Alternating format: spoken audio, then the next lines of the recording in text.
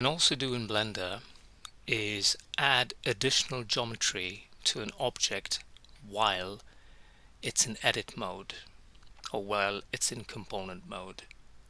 You can't do this in Maya to the best of my knowledge, but you can do it in Blender. So for example, if I want to add a sphere to this object in edit mode, what I would do is I would hit tab to access edit mode, and then say I go into vertex mode, so I hit 1.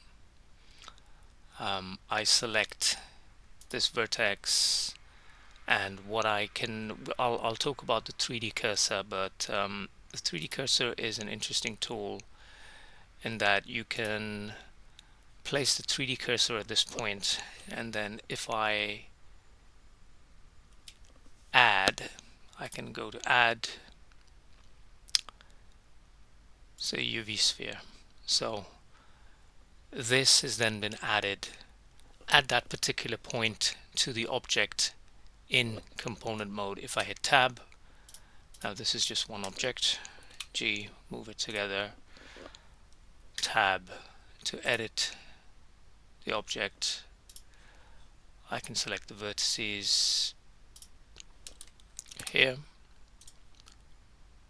or here. So that's something that you can do in Blender, but